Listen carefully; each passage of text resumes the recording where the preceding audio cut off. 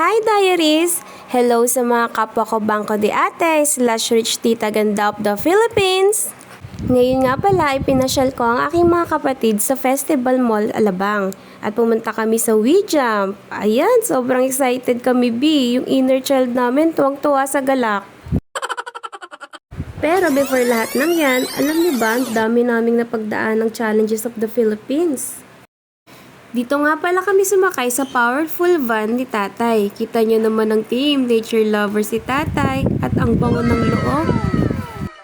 Ang sarap na ng upo namin, tapos sabi ni Tatay, paalis na daw yung isang van nila, kaya tinransfer kami.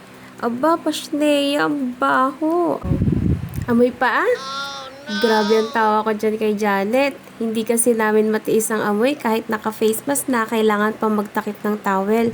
Wala na kaming no choice kaya siningot-singot na lang namin. Sa wakas nakarating na kami. Unang sumalubong sa amin tong LRT. Pinasok na pala. Finally natagpuan ka din namin WeJump. Nandyan ka lang pala. Hindi na nga nagpatumpik-tumpik ang mga ate nyo. Pumirma na agad ng forms at bumili ng mga medyas. Sitting pretty at behave ang mga ate Reserve lang ng energy. Behave now, magwawala later. Habang nagsusuot kami ng mga medyas, kinikilig kami sa mga oras na yan. Medyas check. Ikaw muna. Sanitize first. Ikaw tabi, talon! Nung una, pahiya-hiya pa kami tumalon dyan. Dito muna kami tumalon-talon sa gilid. Parang kabayo!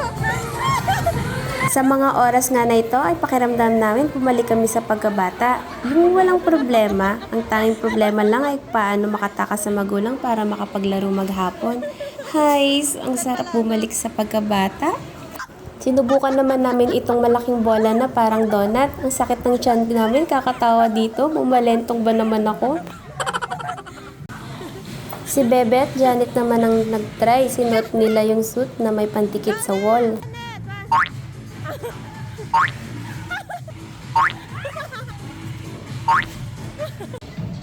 Meron din ditong basketball. Kapag magaling ka mag-jump, pwede kang makapag-dunk. Pero sa case namin, maliit lang yung talon namin. Maliit lang kasing bias namin. Lubukan din namin itong garter na parang spider web. Di ko alam ang tawag. Alam niyo ba kung anong tawag doon? Dahil strong independent woman tayo, nagpahulog ako dito. Alam, mahulog!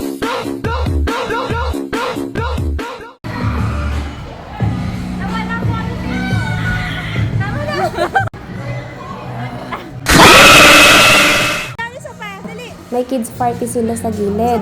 Pwede rin palang mag-celebrate ng party dito. Hindi ko lang alam yung full details.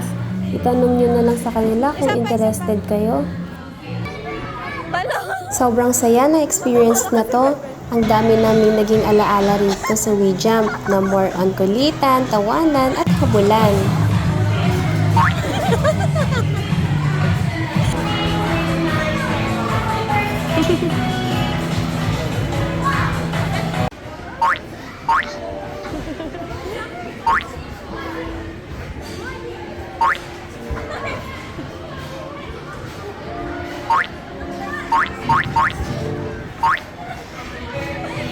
After sa WeJump, ay rumampa naman kami dito sa glass floor for the aesthetic ang mga person.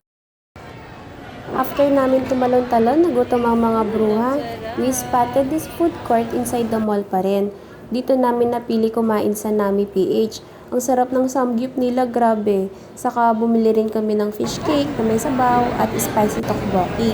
At sinamahan namin ng fruit juice at tempura na binili namin sa ibang store.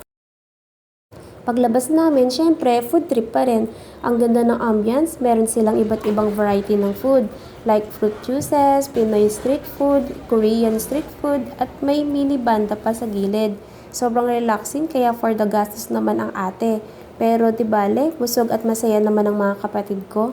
Yun lang for today's video. Thank you, Diaries. Love, Mona. Mwah!